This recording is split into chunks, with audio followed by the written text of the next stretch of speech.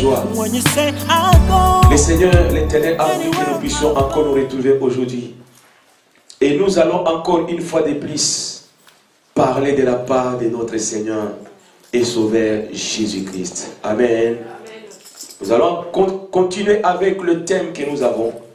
Le thème que nous avons bien aimé, nous sommes en train de parler de comment faire encore un nouveau départ avec notre Dieu. Le nouveau départ avec notre Dieu. Et là, ça fait un moment que nous sommes en train d'étudier ces thèmes. Nous sommes arrivés sur un sous-thème que nous appelons maintenant. Là, nous allons maintenant étudier l'esprit du monde. Alléluia. Nous allons étudier l'esprit du monde. Est-ce qu'il y a quelqu'un qui a trouvé? Nous allons prendre le verset qui nous a poussé dans le livre de 1 Corinthiens, chapitre 2, du verset 11 au verset 12. 1 Corinthiens. Alléluia. Quelqu'un a trouvé? Un livre de 1 Corinthiens. Alléluia. Il est le roi des rois. Vous y êtes? Amen. Vous avez trouvé le passage? Amen. Dans le livre de 1 Corinthiens, chapitre 2, 11 à 12. Nous lisons au nom de Jésus. Amen. La Bible nous dit ceci. Lequel des hommes en effet connaît les choses de l'homme, si ce n'est l'esprit de l'homme qui est en lui? De même, personne ne connaît les choses de Dieu, si ce n'est l'esprit de Dieu. Or, nous n'avons pas reçu l'esprit du monde, mais l'esprit qui vient de Dieu, afin que nous connaissions les choses que Dieu nous a données par sa grâce. Amen. C'est ainsi que nous avons compris, au travers de ces deux versets, les deux versets nous ont parlé de trois types d'esprits. Trois types d'esprits. Nous avons vu, il y a l'esprit de Dieu, qui est le Saint-Esprit. C'est l'esprit qui s'est mouvé au-dessus des eaux au commencement. Nous avons aussi, bien aimé, ce qu'on appelle l'esprit de l'homme, qui est dans l'homme. Quand nous parlons de l'esprit de l'homme qui est dans l'homme, c'est le souffle, nous avons vu, que le Seigneur avait soufflé dans l'homme. L'homme avait été façonné de la terre, de la poussière de la terre. Et le souffle que Dieu avait soufflé dans l'homme, ce souffle de vie, bien aimé dans le Seigneur, c'est ce que nous avons vu, que c'est ça l'esprit de l'homme qui est dans l'homme. Nous avons vu que c'est l'esprit de toute chair, excepté la chair des animaux, la chair des oiseaux, la chair des poissons, la chair des reptiles. Nous avons étudié et nous avons vu que les animaux, les poissons, les reptiles, les oiseaux, ils ont la chair, mais ils n'ont pas l'esprit. De toutes les créatures de Dieu, il n'y a que l'être humain, l'homme, qui a en lui l'esprit. Car Dieu a dit, faisons l'homme selon notre ressemblance. Et Dieu étant un esprit, le souffle qu'il avait mis dans l'homme, c'est l'esprit humain, l'esprit de toute chair. Bien aimé dans le Seigneur, d'aucuns pouvaient peut-être me poser la question, mais si les animaux, ils n'ont pas l'esprit en eux, comment est-ce qu'ils vivent? Alléluia. Les animaux, ils vivent, ils ont un souffle de vie. Mais le souffle de vie, ce qui anime les animaux, ce qui fait vivre les animaux, est différent de ce qui te fait vivre toi. Nous avons tous la chair. L'oiseau, il y a la chair des oiseaux, la chair des animaux, la chair des poissons, la chair des reptiles. L'homme a aussi, nous avons aussi la chair. Car Dieu a dit, dans les derniers jours, je répandrai de mon esprit sur toutes tes chairs. Mais quand Dieu il a dit, je répandrai de mon esprit sur toutes tes chairs, ce n'était pas sur la chair des oiseaux aussi, sur la chair des animaux aussi. Non. La chair que Dieu avait parlé, il s'agit de la chair humaine, de l'être humain. Et nous avons vu aussi qu'il y a aussi ce qu'on appelle l'esprit du monde. Toujours au travers de ces passages, nous avons vu aussi l'esprit du monde. Et là, nous sommes maintenant en train d'étudier qu'est-ce que c'est que l'esprit du monde. Alléluia. Ma sœur, nous sommes dans le monde. Mais nous devons savoir que le monde dans lequel nous vivons, il y a un esprit qui sévit, qui se promène dans ce monde. Si tu veux faire un nouveau pas, marcher avec ton Dieu, un enfant de Dieu, tu dois savoir le monde dans lequel je vis, il marche comment? Comment est-ce que le monde marche? Dans les administrations, dans les hôpitaux, dans l'armée, dans la médecine, dans la science. Partout nous pouvons aller, bien aimé. Aujourd'hui, pour que tu sois recruté, il regarde si tu fais partie de quelle loge, tu fais partie de quelle maison. C'est-à-dire, il y a des réunions auxquelles tu peux assister et des réunions à laquelle tu ne pourras jamais assister. Parce que tu n'es pas de leur.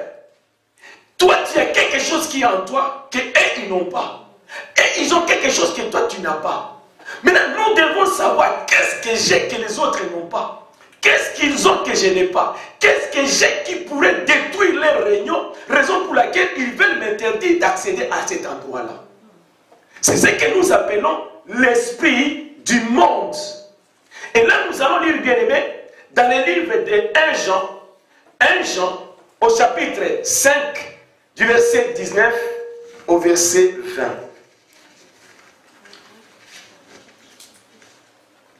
1 Jean, chapitre 5, du verset 19 au verset 20. Je lis au nom de Jésus. Amen. Nous savons que nous sommes des dieux et que le monde entier est sous la puissance du malin. Nous savons aussi que le Fils de Dieu est venu et qui nous a donné l'intelligence pour connaître le véritable. Et nous sommes dans le véritable en son Fils Jésus-Christ. C'est lui, c'est-à-dire c'est Jésus-Christ qui est le Dieu véritable et la vie éternelle. Acclamons le roi des rois et le Seigneur des seigneurs. Bien aimé, ce passage nous révèle deux vérités fondamentales.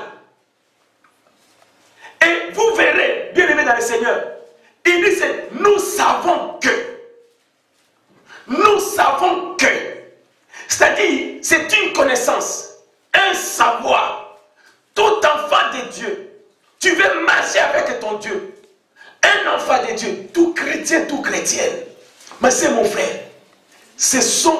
Tu dois connaître ces vérités. Mais si tu dois connaître ces vérités, il nous dit, nous savons que. C'est une connaissance. Est-ce que tu as cette connaissance? Tu ne peux pas marcher avec ton Dieu ici sur la terre tant que tu n'as pas cette connaissance en toi. Alléluia. La première de cette connaissance qui nous est révélée ici, elle est laquelle? Il nous dit ceci. C'est une connaissance. Il nous dit ceci. Le monde entier est sous la puissance du malin. Amen. C'est-à-dire du diable. Nous savons que nous sommes des dieux et que le monde entier est sous la puissance du diable. Quand tu te dis chrétien, chrétienne, sache que tu es des dieux. Mais le monde dans lequel tu vis, ce monde est sous la puissance du diable, du malin. Ça, tu dois le savoir, bien-aimé. C'est comme si quelqu'un vivait dans une maison. Tu vis dans une maison. Tu as été adopté. On t'a donné un nom. Mais en toi, soyez sans ignorer, je suis un fils, une fille adoptive. Même si je mange avec ces garçons, moi je suis adopté. Lui, ce sont ses parents. C'est une réalité que tu ne pourras jamais oublier. Même si vous dansez, il vous donne les choses même couleur. Il vous donne des choses pareilles. Vous fréquentez les mêmes études. Vous dormez dans le même lit. Vous avez le même vêtement. Ma sœur, mais quelque part dans ta tête, dans ta conscience, c'est une réalité que tu ne devrais jamais ignorer. Ici, j'ai été adopté. Ma sœur, quand tu es un enfant de Dieu, Si tu te dis, je suis un enfant de Dieu, la Bible nous dit dans le livre de Romains chapitre 8, verset 14, que tous ceux qui sont conduits par l'Esprit de Dieu sont fils et filles de Dieu. Amen. Quand tu te dis que je suis un enfant de Dieu, mets dans ta tête, ma sœur, c'est une réalité que tu ne dois jamais oublier. Je suis enfant de Dieu, mais dans ce monde où je vis, le monde est sous la puissance du diable. Ce n'est pas moi qui l'ai dit, nous l'avons lu dans la parole de Dieu. Le monde est sous la puissance du diable. Et là, heureusement, nous avons plusieurs versions des Bibles. Et là, je vais prendre une version, la version Nouvelle Bible Seconde. Dans la version Nouvelle Bible Seconde, 1 Jean, chapitre 19, chapitre 5, verset 19, c'est toujours le passage que nous avons lu. Mais dans la version Nouvelle Bible Seconde, il dit ceci. Nous savons que quiconque est né de Dieu, non, verset 19, nous savons que nous sommes de Dieu et que le monde entier gît au pouvoir du mauvais. Est-ce que vous m'entendez? C'est-à-dire, nous savons que, ça c'est la version Nouvelle Bible Seconde. Nouvelle Bible Seconde ajoute quelque chose. Il nous dit ceci que nous savons que c'est une connaissance que nous devons connaître. Nous sommes de Dieu et que le monde entier gît au pouvoir du mauvais. Parler gît au pouvoir du mauvais. Le verbe qui est employé, c'est le verbe intransitif, le verbe gésir. Gésir veut dire ceci, être étendu, être couché, sans pouvoir se mouvoir par suite d'un malaise, d'une blessure, d'une maladie ou de la mort. C'est-à-dire tu es quelque part sous la puissance, sous la domination de quelqu'un qui a une emprise sur toi.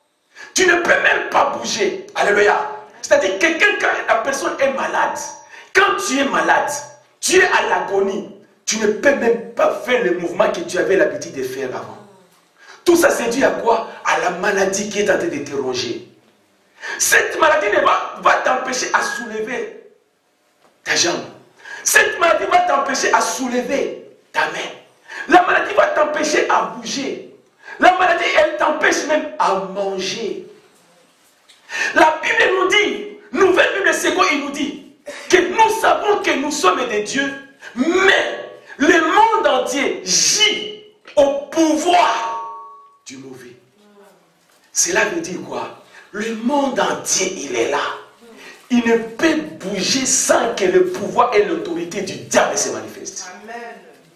Les mouvements, que ce soit dans l'économie, les situations, on entend parler de la crise, on entend parler de la famine, on entend parler du chômage, on entend parler des épidémies, on entend parler des guerres. Tout cela, c'est actisé par la puissance et le pouvoir du diable.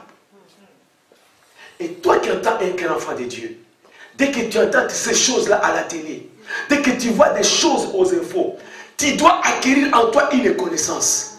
Ah, il a encore frappé. Le diable a encore agi. Il a frappé encore. Il a tué encore. Il va mener encore la crise pour qu'il y ait du chômage, pour que les gens croupissent toujours dans la misère.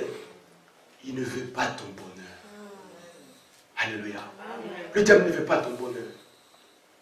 J'ai ouvert encore l'autre version, la Bible du Seigneur. Version Bible du Seigneur. Bible du Seigneur aussi, il a ajouté quelque chose. Nous savons que nous appartenons à Dieu, alors que le monde entier est sous la coupe du diable. Est-ce que vous écoutez là? Nous savons que nous sommes des dieux, alors que pendant que le monde entier est sous la coupe du diable, c'est-à-dire la coupe que le diable boit, le monde entier est sous sa coupe. Alléluia. Vous ne pouvez pas bouger tant que le diable n'a pas bougé sa coupe. Il est là. Il a posé sa coupe sur le monde entier. Le monde est le support de la coupe du diable. Le diable, il s'installe, ma sœur, mon frère, dans des maisons, dans des couples, dans des entreprises, dans des pays, au niveau des gouvernements, dans tous les tissus de la société. Le diable s'est infiltré. Oh, à l'école où les gens y vont, là où nous envoyons nos enfants, le diable, l'esprit du monde, l'esprit du diable, la coupe du diable, elle est posée partout. Et pourtant Dieu nous dit, celui qui demeure sous l'abri du Très-Haut repose à l'ombre du Tout-Puissant. Et toi, la vie, et ta vie, elle est où? Si tu es un enfant de Dieu, tu dois mettre dans ta tête, en étant un enfant de Dieu, je libère ma vie sous la coupe du diable et je la place entre les mains de Dieu. Mais c'est mon frère, c'est ce que Dieu veut de nous.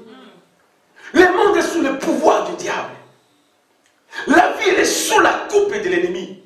Mais quand tu prends ta famille, ton mari, ta femme, tes enfants, tu prends, tu viens à Jésus entre les mains de Dieu. Sache une chose. Dieu est en train de parler à Paul. Il dit, je t'ai fait sortir du milieu de ce peuple. Je t'envoie afin que tu leur ouvres les yeux pour qu'ils puissent passer du ténèbre à la lumière, du royaume de Satan vers le royaume de Dieu. Mais si nous prions, c'est pour que nos yeux soient ouverts. Nous prions pour passer du ténèbre à la lumière. Nous prions pour que nos vies quittent le monde de Satan et entrent dans le monde de Dieu. Nous prions, ma sœur, mon frère, pour que nos vies quittent sous la coupe du diable et que nous puissions habiter sous le trône du Dieu Tout-Puissant. C'est ça la raison pour laquelle nous prions. C'est ça la raison pour laquelle, ma sœur, le dimanche, tu dois te réveiller le matin pour venir à l'église. Que rien ne t'empêche. N'agis pas sous la domination du diable qui nous pousse, qui nous envoûte avec l'esprit de découragement, avec l'esprit de sommeil et qui nous empêche à venir à l'église. Alléluia. Il est vivant. Le Seigneur, il est notre Dieu. Il est le Dieu des dieux. Vous regardez la raison pour laquelle nous devons prier. Un enfant de Dieu, tu veux faire un pas avec ton Dieu, c'est ce que tu dois mettre dans ta tête. C'est ce que tu dois mettre dans ta tête. Alléluia. Il est vivant. Il est vivant. Oh, bien-aimé Seigneur, dans le Seigneur. Je voudrais dire à quelqu'un ici présent, tu ne peux pas faire un nouveau pas, de pas dans ta vie, sans savoir ces choses-là. Le monde dans lequel je vis est sous la puissance du malin. Je suis dans un monde qui gît au pouvoir du mauvais. Que ce monde est sous la coupe du diable. Alléluia. Ça, c'était la première vérité que nous devions connaître. Maintenant, étant donné que le monde gît sous la puissance du diable, sous l'emprise de l'ennemi, raison pour laquelle maintenant le verset 20, 1 Jean 5, 20, nous dit maintenant, deuxième vérité que nous devons comprendre. Nous savons aussi que, alléluia, que le Fils de l'homme, il est venu. Le Fils de Dieu est venu. Et qui nous a donné la connaissance, l'intelligence pour connaître le véritable. Et nous sommes dans le véritable en son Fils Jésus-Christ. Acclamons les rois des rois et les seigneurs. Alléluia. Alléluia. Pendant que le monde gissait sous la coupe du diable, le Père, par son amour, il nous a envoyé son Fils. Amen. Parmi les missions que Jésus-Christ devait venir accomplir ici sur la terre, parmi ces missions, il est venu nous donner l'intelligence pour connaître le véritable. Amen. Parce que ceux qui sont saisis par l'esprit du monde, ils considèrent leur maître Satan comme étant un Dieu. Et il y a plusieurs divinités aujourd'hui. Il y a d'autres qui adorent ça, il y a d'autres qui adorent ça, il y a d'autres qui adorent ça. Il y a des divinités. Un Dieu, c'est tout objet d'adoration. Par définition d'un Dieu. Un Dieu, c'est tout objet d'adoration. Il y a de ceux qui adorent les femmes. Il y a de ceux qui adorent les hommes. Il y a de ceux qui adorent, je ne sais pas quoi, les voitures, les maisons, les bijoux, ainsi de suite. Ça peut devenir l'objet d'adoration, ça peut devenir un Dieu, une divinité dans ta vie. Mais étant donné qu'il y a plusieurs divinités et que Satan lui-même fait partie aussi de cette divinité-là, Satan lui-même, il est adoré par ceux qui sont sous sa coupe. Il est considéré comme étant un Dieu. Mais Dieu, qui a créé l'homme à son image, il ne pouvait pas laisser l'humanité entière sous la coupe du diable. Parce que la Bible nous dit dans Osée, mon peuple périt faute de connaissance. Et si Jésus-Christ est venu ici sur la terre, parmi les missions qu'il était venu, il est venu pour nous donner l'intelligence. Je vais te dire une chose. Si tu n'as même pas bac, si tu n'as même pas bac, tu n'as même pas été sur le banc de l'école, l'intelligence qui est au-dessus de toute intelligence, c'est de connaître qui est Jésus. Amen. Amen, amen. Ça, c'est l'intelligence par excellence. Ce ne sont pas les mathématiques que tu auras.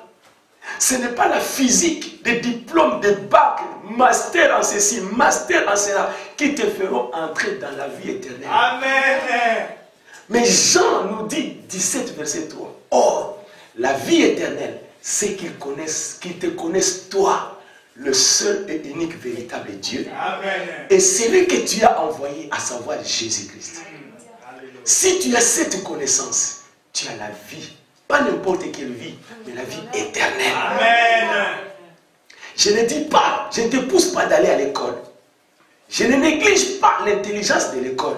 Parce que si je peux lire la Bible, interpréter la Bible, essayer de vous expliquer, c'est parce que j'ai été aussi sur le banc de l'école, sur cette connaissance que j'avais acquise, Dieu a ajouté son esprit qui me permet aussi de vous expliquer. Il faut aller à l'école. Mais tout enfant de Dieu, l'intelligence que nous devons savoir, qui est Jésus-Christ. Ma sœur, Jésus-Christ est venu pour nous donner l'intelligence. L'intelligence de connaître qui est le véritable Dieu. Oh, le Fils de l'homme, Jésus-Christ, il est venu. Jésus est venu pour nous donner l'intelligence. L'intelligence de connaître, bien-aimé, le véritable Dieu. Amen. Il est vivant. Il est vivant. Et nous sommes dans le véritable en son Fils Jésus-Christ. Alléluia. Alléluia. C'est pourquoi, bien-aimé, nous allons lire Jean chapitre 1er, verset 10. Jean chapitre 1er, verset 10. Jean chapitre 1er, le verset 10. En lisant Jean chapitre 1er, verset 10, la Bible nous dit ceci. Ô Seigneur Jésus, mon âme te bénit. Je sais que tu es un bon Dieu. Tu es un Dieu merveilleux. Parce que tu révèles ces choses à tes enfants. Écoute, Jean 1er, verset 10 nous dira ceci. Elle était dans le monde. Et le monde a été fait par elle. Et le monde ne l'a point connu. Le elle, le pronom personnel elle, remplace la parole. Au commencement était la parole était avec Dieu et la parole était Dieu. C'est cette parole qui a tout créé. Tout a été créé par la parole de Dieu. Maintenant ici, quand on nous parle de la parole, Jésus-Christ a dit, je suis le chemin, la vérité et la vie. La parole de Dieu qui s'est fait chair, c'est Jésus-Christ de Nazareth. Jésus-Christ est la parole de Dieu. Cette parole qui s'est fait chair et qui est venue habiter parmi nous. Nous l'appelons Emmanuel. Dieu avec nous, Dieu parmi nous. Quand Jean chapitre 1er nous dit, elle était dans le monde. Et le monde a été créé par elle. Et le monde ne l'a point connu. Là maintenant, aujourd'hui, je pense, tu vas bien comprendre ce verset. Cela veut dire ceci. Quand Jésus-Christ était venu et qu'il était ici sur la terre, qu'il était dans le monde. Pendant qu'il s'était manifesté en chair, il avait prêché, il avait annoncé la bonne nouvelle. Selon que Luc 4 nous dit, l'Esprit du Seigneur est sur moi, parce qu'il m'a oint pour annoncer une bonne nouvelle. Jésus-Christ, pendant qu'il prêchait la bonne nouvelle, la Bible est en train de nous dire ceci, qu'elle était dans le monde. Il a créé, le monde a été créé par elle. Parler de ce monde qui a été créé par elle, il y a non seulement l'univers, mais il y a aussi l'homme qui fait partie des créatures de ce qui avait été créé par la parole. Et le monde ne l'a point connu. C'est-à-dire quoi? Bien-aimés, parmi les vivants, il y a de ceux qui n'ont pas reçu le Seigneur Jésus-Christ. Ils ne l'ont pas connu. Et pourquoi est-ce qu'ils ne l'ont pas connu? Parce qu'ils étaient sous la coupe du diable. C'est ce qui s'est fait à l'époque où Jésus-Christ était vivant. Même au jour d'aujourd'hui. Ma sœur, nous sommes dans des églises. Nous prêchons la parole de Dieu. Mais à notre grande surprise, je ne sais pas si c'est nous les prédicateurs, ou bien si ce sont les enfants de Dieu, mais nous voyons que les comportements que les gens ils adoptent, les gens ils sont devant le prédicateur, les hommes de Dieu ils prêchent, mais c'est que les gens ils vivent chez eux à la maison, la vie qu'ils mènent, bien aimé, c'est triste. C'est comme si tu n'as jamais entendu parler de Jésus. Alléluia. Alléluia. Non. Mais c'est mon frère. Quelqu'un qui a reçu le Seigneur Jésus-Christ dans sa vie, ta vie doit changer. Ta vie doit changer. La triste réalité, tu priais dans une église A. Tu quittes l'église A, tu te dis, je n'irai plus prier là-bas. J'irai prier maintenant, je vais commencer à prier dans l'église B. Toutes les personnes de l'église A deviennent tes ennemis. Tu deviens ennemi et ils ne vont même plus t'appeler. Tu tomberas malade. Les frères et sœurs avec qui tu priais là-bas. Parce que tu ne vas plus là-bas. Mais c'est pourquoi tu dis, ah, j'ai trouvé une autre église, j'ai commencé à fréquenter l'autre église. Mais c'est, tu vas voir, tu es malade à l'hôpital. Les frères et sœurs avec qui tu priais là-bas, ils ont appris que tu es malade. Ils ne viendront même pas te rendre visite. Ils te voient en cours de route. Tu viens par là, ils changent de direction. Passez mon frère, tel que nous sommes là, si je vous ai connu, nous nous sommes connus qu'à cause du nom de Jésus. Amen. Est-ce que vous et moi on se connaissait? Non. Ni que t'étais Jésus-Christ, est-ce qu'on allait se connaître? Amen. On n'allait même pas se connaître. Mais d'où vient qu'on devient des ennemis à cause d'un Dieu? Jésus est amour. Alléluia. Pilate et Hérode, ils étaient des ennemis. À force, la même nuit, papa, papi, de renvoyer Jésus-Christ de Pilate à Hérode, Pilate à Hérode. La Bible nous dit, des deux ennemis qu'ils étaient, ils sont devenus des amis. Des ennemis de longue date. Mais Pilate dit, non, je suis là. Il est de quel territoire? De Galilée. Envoie-les chez Hérode. Mais Hérode dit, mais le gouverneur c'est qui là-bas? C'est Pilate. Envoie-les chez Pilate. Mais il arrivait devant Pilate, il ne disait rien de Hérode. Il arrivait devant Hérode, il ne disait rien de Pilate. Rien que la présence de Jésus-Christ devant Pilate, la même présence de Jésus-Christ devant Hérode, il y avait quelque chose qui s'est passé. Alléluia. Il jouait un pont entre les dieux, entre Pilate et entre Hérode. Sa présence entre les dieux, l'inimitié est devenue amitié. Alléluia. Ils étaient des ennemis de longue date. Ils se sont réconciliés sans qu'ils s'appellent, sans qu'ils se voient la même nuit. Mais d'où vient que ma sœur, mon frère, toi et moi, nous prions, nous détenons une même Bible, mais nous sommes dans une même église. Nous disons que tous nous prions Jésus-Christ. Mais on deviendra ennemis sur base de quoi? Alléluia. Il est vivant. Je peux aller quelque part. J'arrive là-bas. Peut-être je trouve la salle, elle est belle. Je trouve peut-être là-bas, il y a une bonne chorale. Je trouve là-bas peut-être. J'ai dit peut-être c'est à côté de chez moi. Bon, désormais, je ne vais plus continuer à aller là-bas. Je vais commencer à partir ici. Mais rien qu'à cause de ça, est-ce là une raison pour que je devienne ton ennemi? Mais c'est mon frère. Mais nous devons nous examiner très bien. Voyons voir comment est-ce que nous voulons marcher avec ces dieux-là. Est-ce que nous devons renouveler notre intelligence? Romains nous dit dans Romains 1 et 2. Je vous exhorte, bien-aimés, par les compassions de Dieu, à offrir vos corps comme un sacrifice vivant, saint, agréable à Dieu, ce qui sera de votre part un culte raisonnable. Il continue disant ceci. Je vous appelle, nous devons renouveler notre intelligence. Nous devons renouveler notre façon de voir. Mais c'est mon frère, le christianisme c'est toute une vie. Ce n'est pas une religion. La saine doctrine, ce n'est pas le christianisme. La saine doctrine que Jésus nous a laissée, ce n'est pas le christianisme qu'on nous prône aujourd'hui. Jésus-Christ lui-même n'était pas chrétien. Il était Christ, c'est-à-dire le roi de l'éternel. Mais Jésus-Christ n'était pas chrétien. On a appelé Paul et Barnabas. On les a appelés chrétiens. Comment? On les a observés pendant une année, c'est-à-dire 12 mois. Leur façon de marcher, leur façon de parler, leur façon de réagir, leur façon de se comporter. Les gens, on les a pointés les doigts. À Antioche, ce sont, ils se marchent, ils se comportent comme Christ. Un chrétien veut dire celui qui marche, qui se comporte, qui raisonne, qui réfléchit, qui s'habille à la manière de Christ, le roi de l'éternel.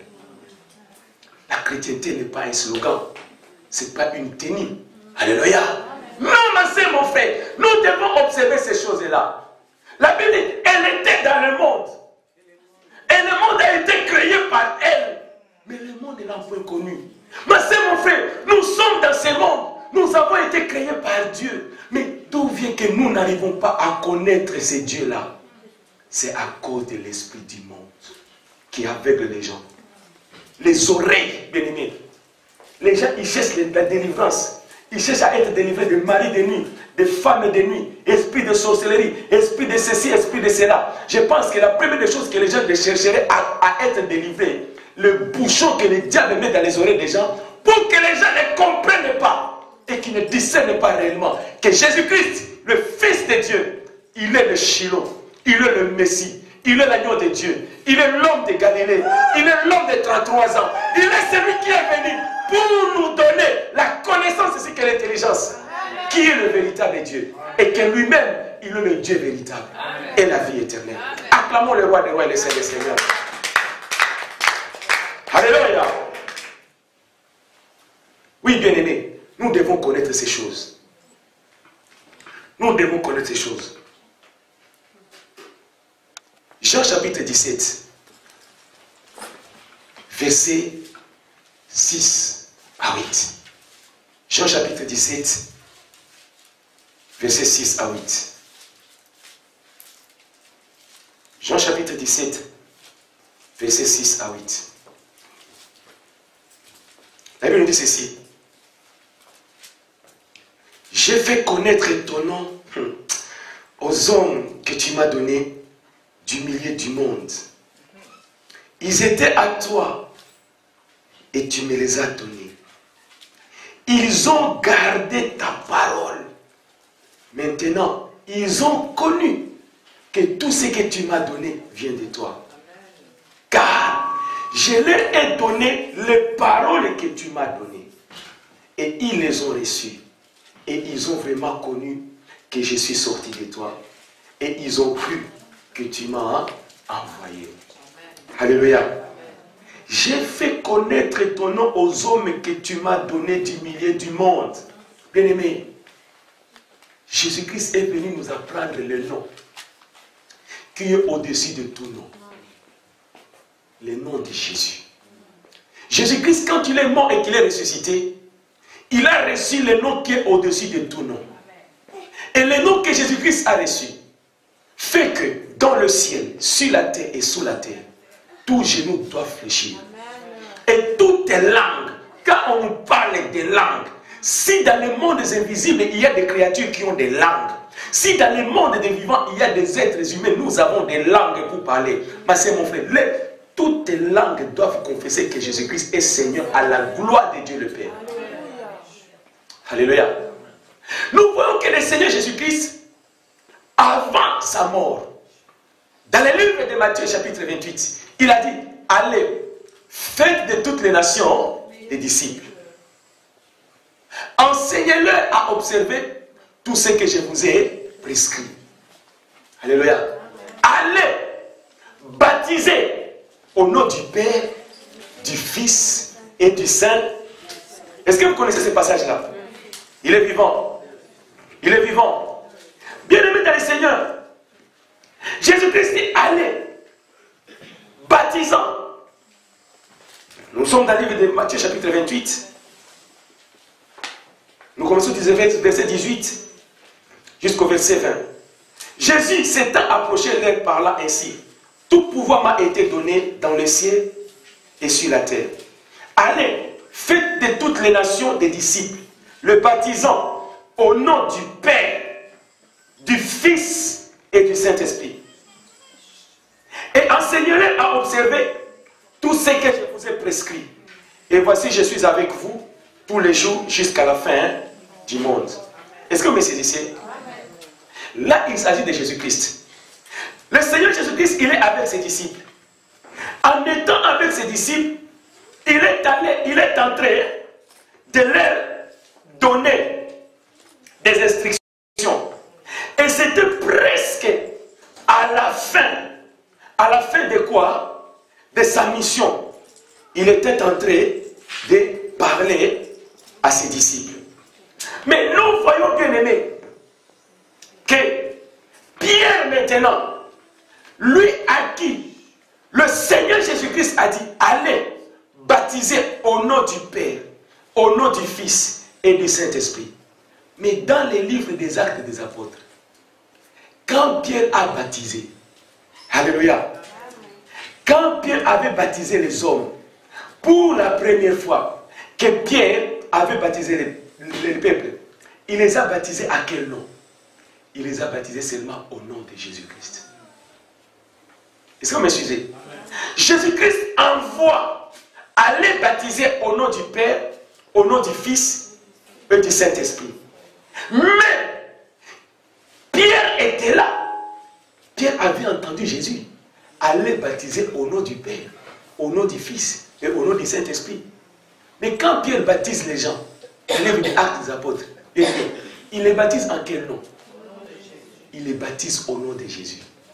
C'est-à-dire, Pierre avait compris que dans le nom de Jésus-Christ, dans le nom de Jésus, il y a le Père, il y a le Fils et il y a le Saint-Esprit. Quand je te dis, ma soeur, mon frère, la Bible ne peut pas se contredire. Et il était présent, témoin oculaire de la mission que Jésus-Christ avait donnée à ses disciples. Allez baptiser au nom du Père, au nom du Fils, au nom du Saint-Esprit. Pierre s'en va. Mais lui, il commence à baptiser. Il allait dire, je te baptise au nom du Père, au nom du Fils, au nom du Saint-Esprit. Mais Pierre, il prend la personne qu'il a baptisée. Je te baptise au nom de Jésus-Christ.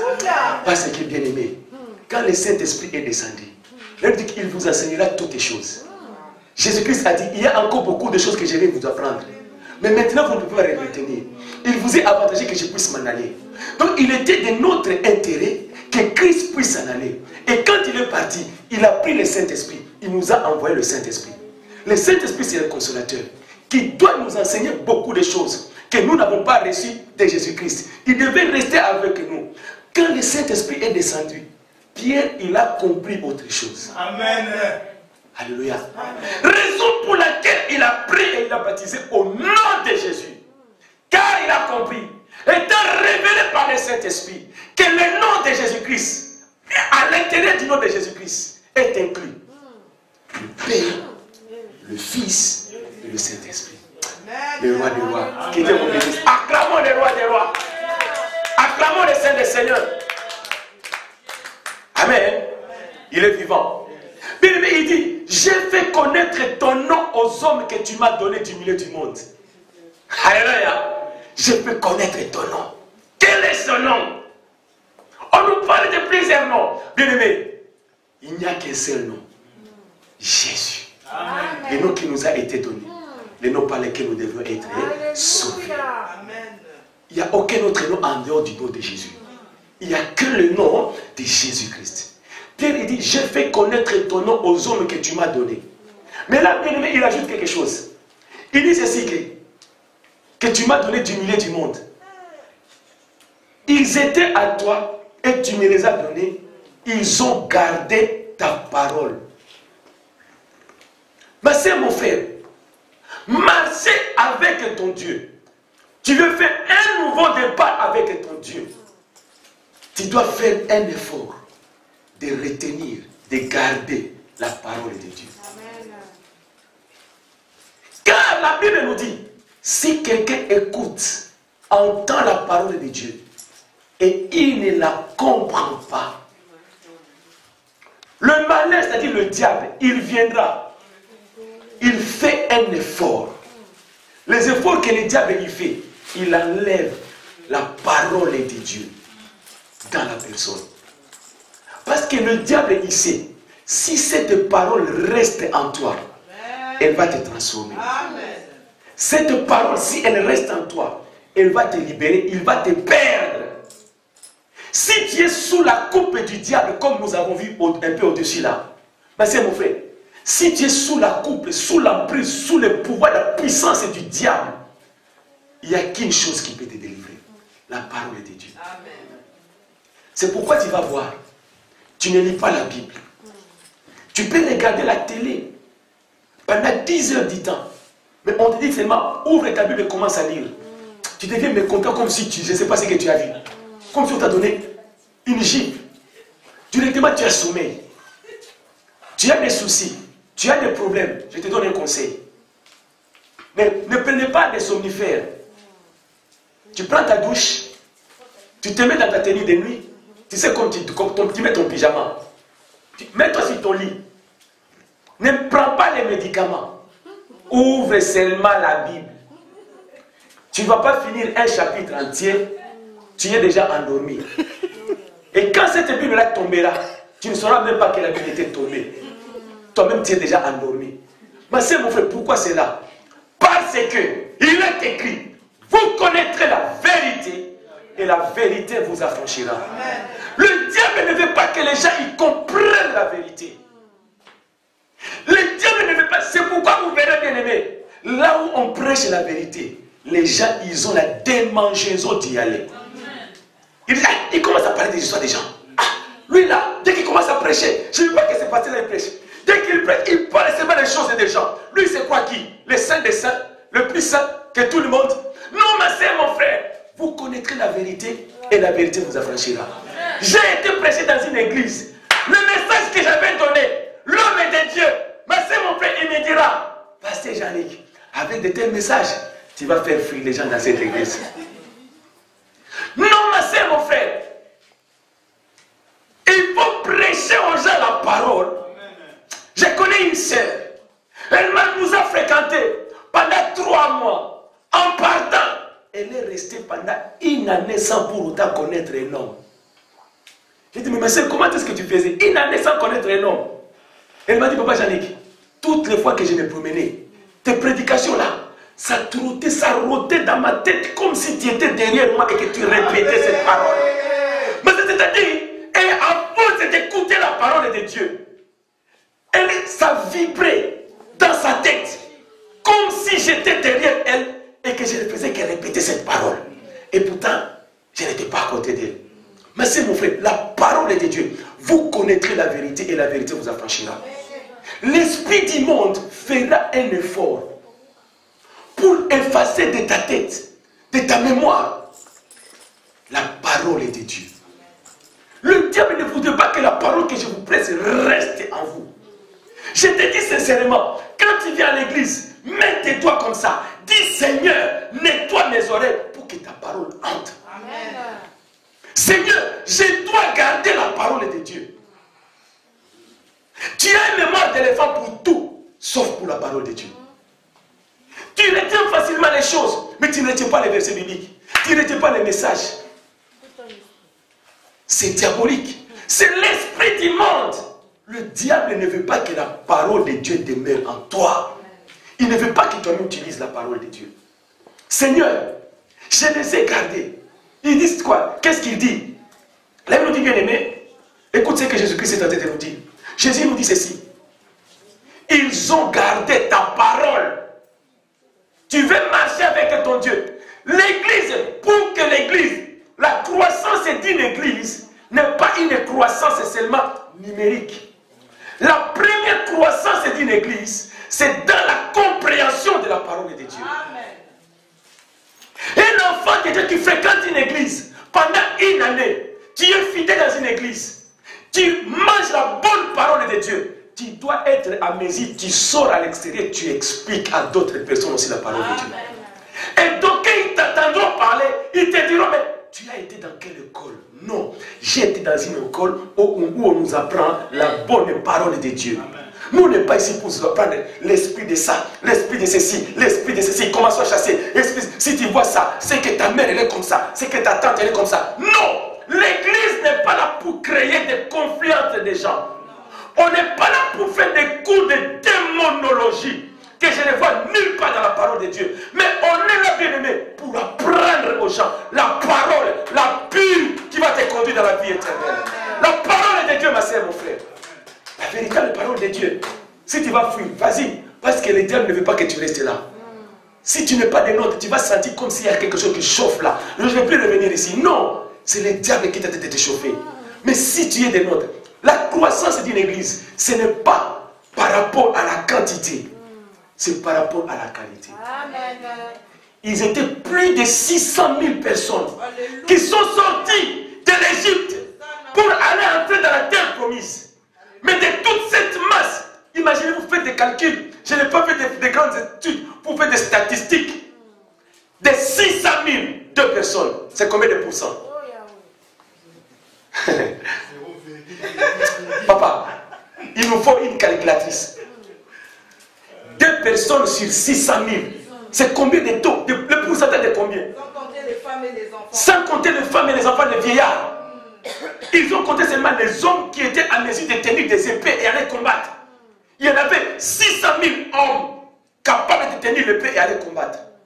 Mais de toutes ces personnes, sans compter les femmes, sans compter les enfants, sans compter les hommes qui étaient des moins, qui ne pouvaient pas tenir l'épée, des âgés. Mais de toutes ces personnes, la Bible nous dit qu'il y a seulement 2 personnes qui sont entrées dans la terre promise. Vous voyez la sélection divine? Est-ce que vous voyez la sélection divine? Mais c'est mon frère, ce n'est pas la quantité avec Dieu. Avec Dieu, c'est la qualité. Amen. C'est la qualité. Dis-toi, je suis l'enfant de Dieu. Dieu, il est saint. Il n'y a rien d'impur qui peut s'associer à son royaume. Il vit et habite à un endroit inaccessible aux humains. Tu peux rassembler tous les visages du monde. Tu ne trouveras pas un visage qui va te faire entrer dans le royaume de Dieu. Amen. Mais il y a seulement le nom de Jésus qui va t'ouvrir la porte. Il est le chemin, la vérité et la vie. Il s'appelle Jésus-Christ de Nazareth. Le visa. Le visa. Ce n'est pas la quantité, mais la qualité. Amen. Alléluia. Amen. Tu veux faire un nouveau pas avec ton Dieu? Pose-toi la question, qui suis-je? Qui suis-je? C'est mon frère. Un pied dedans, un pied dehors. Ni chaud, ni froid. Je te vomirai. Amen. Il est grand temps, nous sommes encore vivants. Ne t'attends pas que papa Jésus qui viendra faire une messe de requiem chez toi. Ça n'existe pas, je n'ai pas vu ça dans la messe des morts n'existe pas. C'est de ton vivant. De ton vivant. Quand la mort attrape, tu as ton visage avec toi comme ça. Amen. Alléluia. Quand la Bible nous dit, seuls les morts en Christ ressusciteront. En premier. Et ils seront transformés. Et parmi les vivants qui auront Christ en eux, et aussi seront transformés. Et tous ensemble, les morts en Christ, les vivants en Christ, transformés. Nous revêtirons un corps céleste pour aller vivre maintenant dans l'éternité, le véritable royaume invisible, éternel de notre Dieu. C'est maintenant que nous verrons chercher le visa.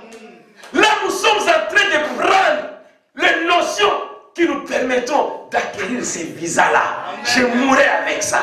Je dormirai avec ça. Je mange avec ça. Je me promène avec ça. Alléluia. Ils ont gardé la parole. Ma soeur, mon frère, la parole est de Dieu. Tu dois garder la parole de Dieu. Qu'on te vole tes bijoux.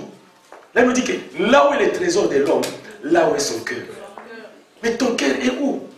Est-ce que ton cœur est à la parole? Nous avons la plateforme et le téléphone de prière où nous prions tous les jours, du lundi au vendredi, de 21h30 à 22h. Tu es chez toi, tu as fait tes courses, tu as été à l'école, tu as été au travail, tu rentres. Nous te laissons même sur les infos. Si tu es accro aux infos, suis les infos de 20h à 20h45, 21h. Nous te laissons encore un temps que tu te reposes encore. Mais à 21h30, prends ton téléphone, appelle, participe à la prière avec les autres. Mais tu ne le fais pas. Tu ne le fais pas. L'esprit du monde. L'esprit du monde. Si on te demandait les feuilletons là, les séries, hein, les faits de l'amour, tu sais tous les noms. Hey, non, tu n'expliques pas bien. Non, c'était comme ça. Attends, je vais t'expliquer. Ça, tu connais. Ça, tu connais. Mais prends la parole de Dieu, explique-nous quelque chose. C'est écrit même où là? Est-ce que cette parole existe, Papa Jarek? Alléluia. Ils ont gardé ma parole. Et maintenant, ils ont connu que tout ce que tu m'as donné vient de toi. Car je leur ai donné les paroles que tu m'as données. Ils les ont reçues. Alléluia. Amen. Il est quelle heure là? Combien? 15h? 15h05. Donnez-moi encore 20 minutes, on va finir. Amen. Galates chapitre 1er, verset 1 à 4. Galates chapitre 1er, verset 1 à 4. Galates chapitre 1er. Vous y êtes? Galates chapitre 1er, verset 1 à 1er, chapitre 1er, verset 3 à 4, pardon. Galates 1, 3 à 4. Écoutons ce que la Bible nous dit. Que la grâce et la paix vous soient données de la part de Dieu le Père et de notre Seigneur Jésus-Christ, qui s'est donné lui-même pour nos péchés, afin de nous arracher du présent siècle mauvais, selon la volonté de notre Dieu le Père. Alléluia. Que la grâce et la paix vous soient données. La grâce et la paix sont données de la part de Dieu le Père et de notre Seigneur Jésus-Christ. Mais c'est mon frère, l'argent ne va pas te donner la paix et la grâce. Les hommes ne vont pas te donner la paix et la grâce. Il y a que le Dieu le Père et Jésus-Christ notre Seigneur et Sauveur qui sont capables de te donner une véritable paix. Il n'y a que les deux. Et là je vais te dire quelque chose, ma sœur. Paul est en train de nous dire, il parle comme il parlait aux Galatiens. Il dit ceci, que la grâce et la paix vous soient données de la part de Dieu le Père et de notre Seigneur Jésus-Christ. Alléluia. Qui s'est donné lui-même pour nos péchés afin de nous arracher du présent siècle mauvais. Ma sœur, mon frère, arracher, c'est différent de couper. Quand vous êtes dans la forêt, vous participez au déboisement de la nature. Tu n'es pas écolo, tu coupes les arbres. Garde à toi. Alléluia. Mais je vais te dire une chose. Quand on coupe un arbre, il y a une partie de l'arbre qui reste dans la terre. Il reste. C'est-à-dire que les racines sont là. L'arbre est coupé. On prend seulement le tronc, il s'en va avec. Mais le reste, peut-être ça va pourrir. Peut-être si, par rapport, selon l'espèce, la nature de cet arbre, il peut pousser un peu de bourgeons et revenir encore. Après des temps, des années. Quand on nous parle de couper, il y a quelque chose de cet arbre qui reste encore sur place. Ancré, enraciné dans la terre. Ça, c'est couper un arbre. Mais quand on dit arracher, l'arbre a 3 parties. Alléluia. Nous avons le feuille, nous avons le tronc et les branches, nous avons des racines. Si une plante vit, se nourrit, c'est à cause des racines qui sont sous la terre. Ce sont les racines qui prennent les sels minéraux pour alimenter un arbre.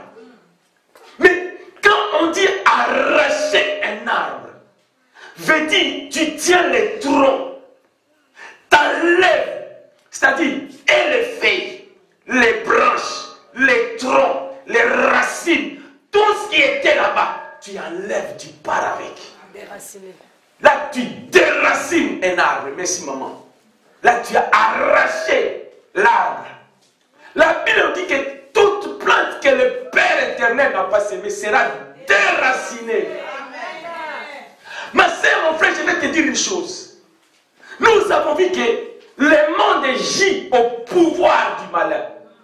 Le monde est sous la puissance du diable. Le monde entier est sous la coupe du diable. Ma sœur, Jésus-Christ, écoute-moi bien.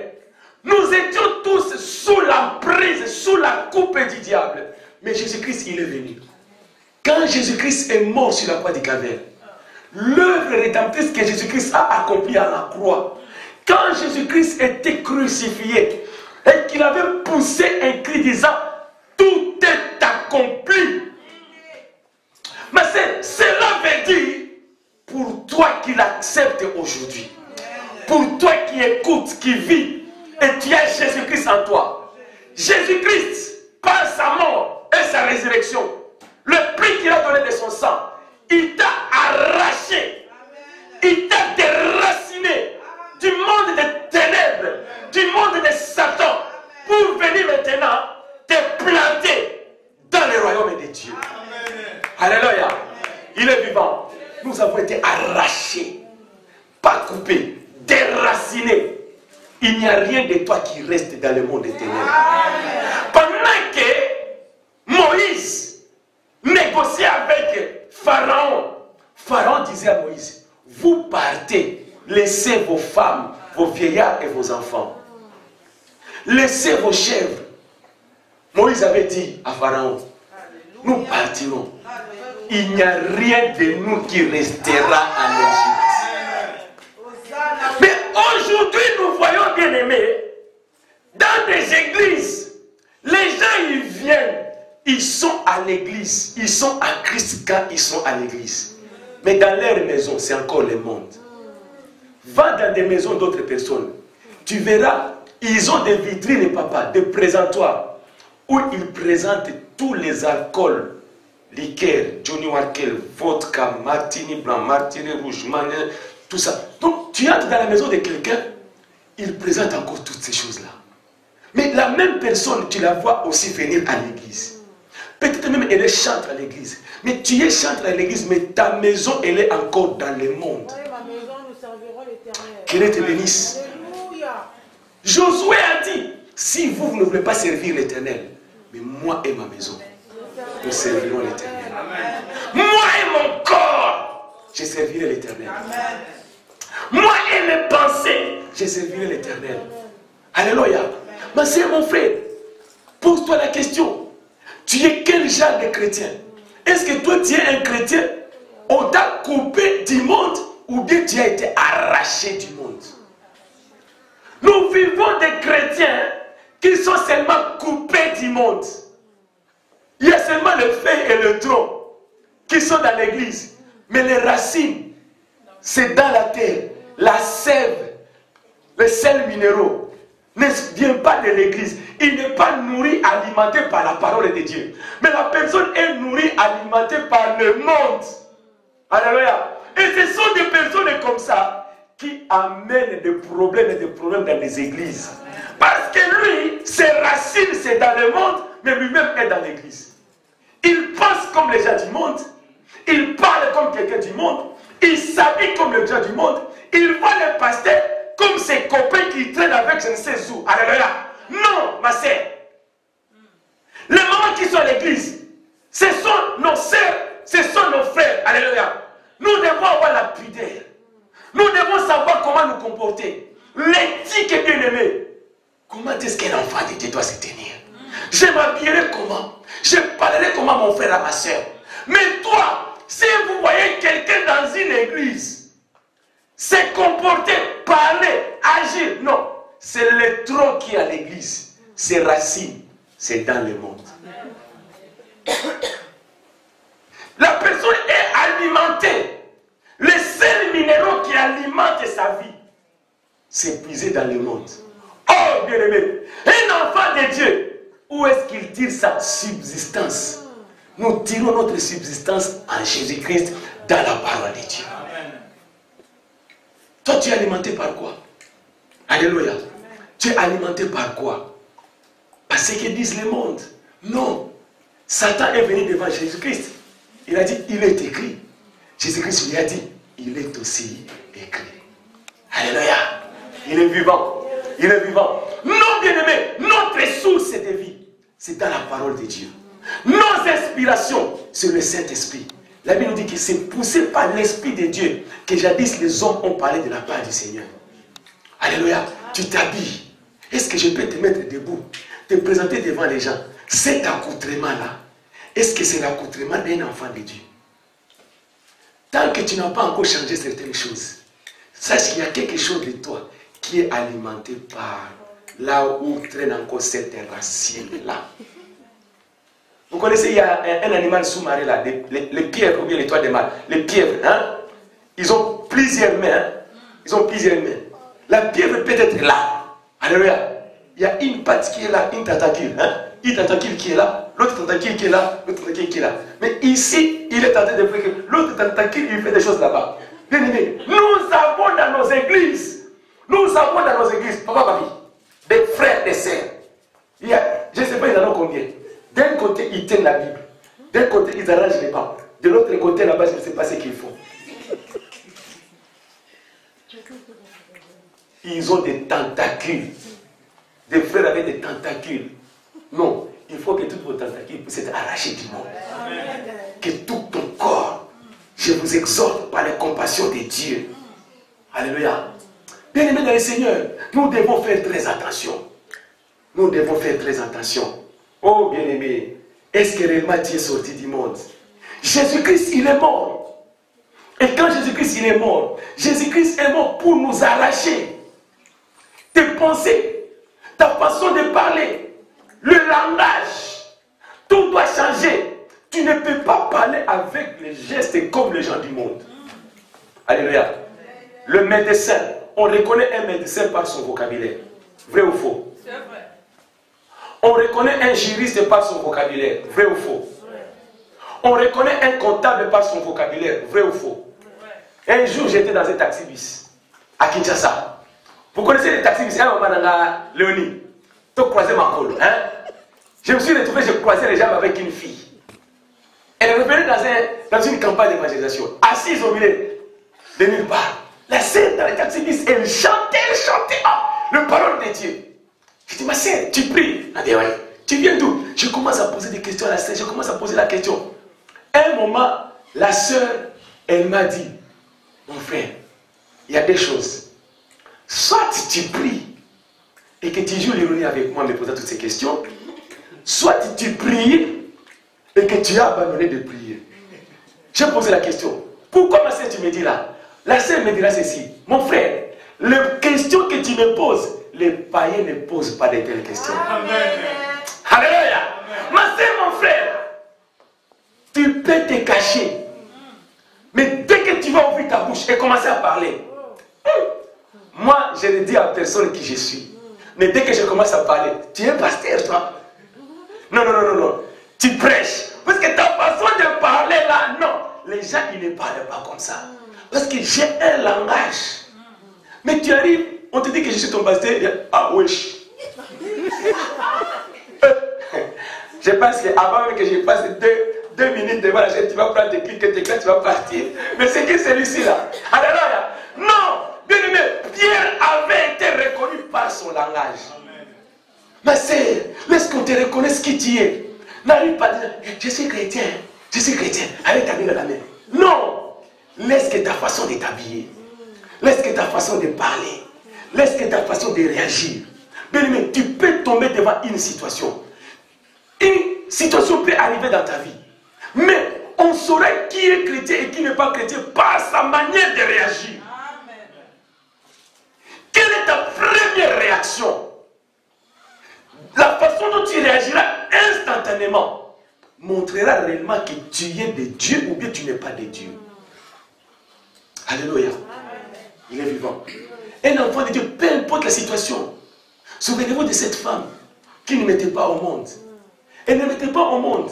Mais le prophète Élisée est passé dans sa maison. Alléluia.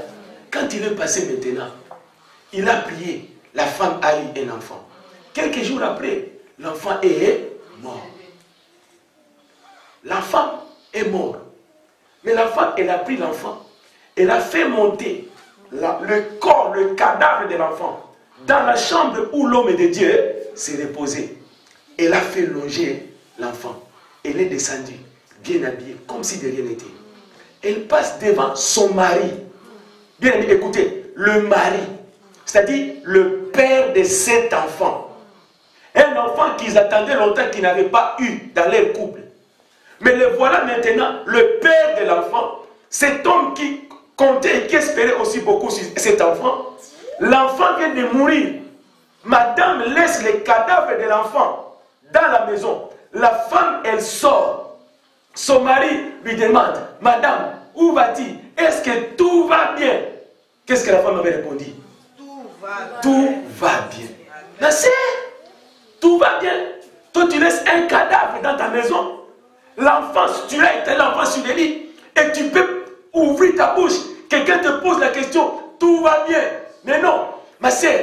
Mais si c'est quelqu'un d'autre, qu'est-ce que tu vas commencer à te jeter par terre? Tous les quartiers, ils sauront. Tout le monde le saura. Il m'est arrivé ceci. Mais la femme, elle est sortie comme si de rien n'était. Elle est partie voir l'homme de Dieu. Homme de Dieu, je ne t'avais pas demandé un enfant. C'est toi-même qui es venu chez moi. Moi, je t'avais seulement reçu. Tu as prié pour moi. Est-ce que c'était pour me blesser encore aujourd'hui? Tu as pris l'enfant. L'enfant que tu m'avais donné là, je l'ai laissé dans la chambre où tu dors. L'enfant est mort. Va voir cette histoire. C'est toi qui m'as donné. C'est ton histoire. Ce n'est pas mon affaire. L'homme de Dieu a dit, ok, j'y vais. L'homme de Dieu est parti. Le monsieur, il voit l'homme de Dieu entrer dans la maison. Il ne sait pas ce qui se passe. Si l'enfant, l'homme n'a pas su que son enfant était mort. Il n'y avait que la femme qui savait. Et il est allé dire à l'homme de Dieu. L'homme de Dieu est entré. En entrant, il est parti. Il dormait dans la chambre haute. Il a vu le corps, le cadavre de l'enfant. Il s'est allongé sur l'enfant. Il a commencé à prier. La Bible nous dit, l'enfant, son corps s'était réchauffé. L'enfant avait éternué. L'enfant a repris vie. Amen. Tes réactions au travail avec tes collègues, à la maison avec les membres de ta famille, ta manière de réagir, ta façon de répondre devant une situation. Tu peux avoir quelque chose de précieux. Tu trouves quelqu'un, il a cassé. Est-ce que tu vas t'enflammer pour ça? Un enfant de Dieu réagit comme Job avait réagi. Je suis venu au monde, je n'avais rien. Je quitterai, je laisserai le monde, je n'aurai rien avec moi. Dieu, il a donné, Dieu, il a repris. Que son nom soit loué et glorifié. Ça, c'est la manière dont un enfant de Dieu doit réagir. Alléluia. Mais bien aimé, il y a quelqu'un, tu as cassé son stylo. À cause du stylo que tu as cassé, il est capable de mettre ta vie sous la terre. Tu vas tuer quelqu'un. Tuer une personne à cause d'un stylo, à cause d'une voiture, à cause d'une maison, à cause des biens de ce monde. Combien de personnes sont en train de faire pousser les marguerites à Père Lachaise parce que, qu'est-ce qui s'est passé un jour dans sa vie? Il avait fait ceci, il avait fait cela. On l'a tué. Et tu prétends dire que tu es chrétien. Tu es chrétienne. un enfant de Dieu. Quelles sont tes réactions? Examine bien tes comportements. Examine bien tes réactions. Tu réagis, non pas poussé par l'Esprit de Dieu, mais tes réactions sont animées par l'Esprit du monde. C'est Satan qui te pousse à agir comme ça. Tu ne sais même pas pardonner dans ta vie. Alléluia. Tu ne sais même pas pardonner. Combien de gens pouvaient venir à l'église? Mais que parce qu'ils savent que toi tu pries dans cette église, il dit que je n'irai pas dans cette église-là. Moi, avec ces frères-là, je les connais. Avec lui, on s'est donné un jour des coups. D'ailleurs, cette cicatrice que j'ai ici, c'est lui qui m'avait blessé ici. Et vous prétendez qu'il prie? Je ne peux pas prier avec lui. Et vous priez là-bas, je ne peux pas aller prier avec vous. Non, c'est mon frère. Examinez notre façon de marcher. Nous devons examiner nos vies pour savoir réellement si nous sommes des dieux. Ou bien tout ce que nous faisons, nous sommes poussés par l'esprit du monde. L'esprit du monde. Alléluia. Il est vivant. Il est vivant. Il est vivant. Oh Seigneur Jésus. Il est le Dieu merveilleux. Dans l'église de Dieu, ça fait combien de temps que tu pries? Mais tu te comportes comme quelqu'un qui vient de commencer à prier aujourd'hui. Derrière toi, tu devais avoir des papas et des mamans qui te reconnaissent comme étant leur père spirituel ou bien leur mère spirituelle. Mais jusqu'à aujourd'hui, 20 ans après, toi-même tu es encore bébé spirituel. Combien des églises tu as traversé? Combien de pasteurs tu as connus? Combien ils t'ont imposé des mains? Combien de Bibles même tu as? Tu n'en as même aucune. Et celle que tu as, si nous essayons d'ouvrir la Bible, nous verrons comment sont les pages. Des pages en lambeaux, déchiquetées, d'autres, il n'y en a même pas. Il y a un verset, je peux te donner, le verset n'existe même pas dans ta Bible. Parce que ta Bible, cette page-là, elle est déchirée. Pose-toi la question, ma soeur, mon frère. Combien des âmes tu as amenées à Jésus, à Christ? Combien de personnes aujourd'hui, c'était des femmes adultères, des hommes des adultères, des impudiques, c'était des ivrognes, c'était des ceci ou de cela. Mais par toi, tu es le canal par lequel le Seigneur a utilisé. De même que Jésus-Christ, Dieu a utilisé le Seigneur Jésus-Christ, il est mort pour nous arracher du monde des ténèbres. Ma soeur, mon frère, Dieu peut utiliser ta bouche pour faire sortir quelqu'un du monde. Libérer quelqu'un de l'esprit du monde. Libérer quelqu'un de l'esprit de suicide. Libérer quelqu'un de l'esprit de l'égoïsme. Libérer quelqu'un de l'esprit de la sorcellerie. Libérer quelqu'un de l'esprit de l'ivrognerie. Libérer quelqu'un de l'esprit de colère. Comment veux-tu que la personne qui est en face de toi te considère comme étant son miroir pour abandonner sa colère aussi longtemps que toi-même tu prétends dire que tu es chrétien, tu es le colérique plus. Dès que tu piques tes cris de colère, tu casses tout dans la maison, tu t'enfermes, tu fermes ton téléphone, tu ne veux attendre même personne parler à côté de toi. Et tu prétends dire que tu es chrétienne. Est-ce que la Bible ne nous dit pas? La colère de l'homme n'accomplit pas la volonté de Dieu. Que le soleil ne se couche pas sur ta colère. Nous devons nous poser des questions. C'est l'esprit du monde qui est en toi, qui habite en toi, qui te pousse à mener de telles vies. Qu'est-ce que tu ne fais pas souffrir à des personnes qui habitent à côté de toi? Les gens avec qui tu vis, les gens qui habitent à côté de toi, les membres de ta famille. Tu fais souffrir ta femme, tu fais souffrir ton mari, tu fais souffrir tes enfants, tu fais souffrir tes parents. À cause de quoi? Et tu prétends dire que tu es chrétien, mais tu ne changes pas. Tu renouvelles l'esprit du monde du jour au jour, au lieu de renouveler l'esprit de Dieu, l'amour de Dieu, la patience, la bonté, la joie, la bénignité. Alléluia. Quel est le genre de cœur que toi tu as? Quel est l'esprit qui t'anime? Quel est l'esprit qui habite en toi? Nous avons vu les dimanches passés. Ne t'étonne pas quand les gens vont poser des actions. Mettre dans ta tête, cette personne est animée d'une légion. C'est-à-dire, en lui, en elle, il y a plusieurs esprits. C'est pourquoi aujourd'hui la personne fera ceci, demain la personne fera cela. Tu vis avec un homme pendant 5 ans et tu continues à dire, En tout cas, je ne te comprends toujours pas. Alléluia. Oui, parce qu'en lui, il y a une légion des esprits. Avant de comprendre cet homme, tu dois d'abord comprendre le nombre des esprits qui sont en lui. Comment est-ce que chaque esprit se manifeste? Et c'est là que tu pourras prétendre comprendre cet homme-là. Mais tant que tu ne découvres pas les esprits qui sont en lui. Mais ma sœur, le jour où les 250 esprits qui sont dans la personne vont partir, et que dans la personne, il y aura seulement un seul esprit, l'esprit de Dieu, là tu comprendras quel est ton mal. Alléluia. Il est vivant. Il est vivant. Pose-toi la question, quel est l'esprit qui t'anime? Quel est l'esprit qui t'anime? L'esprit du monde. Est-ce que toi-même tu es sous la prise du malin? Alléluia. Alléluia. Oh, que le Seigneur l'Éternel vous bénisse. Chaque chose a son temps. Amen. C'est bon.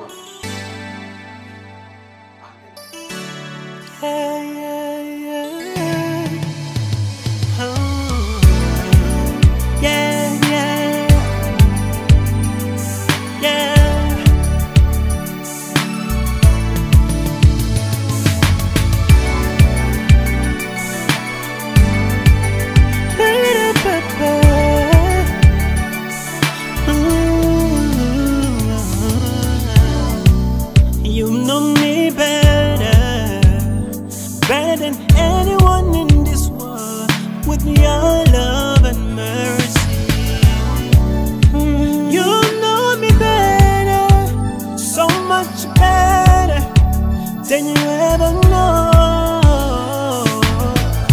You wrote my story. When you say I go anywhere I follow. He knows my heart. Yeah. He knows my soul. So much better than you ever know. He wrote my story. And when you say I go,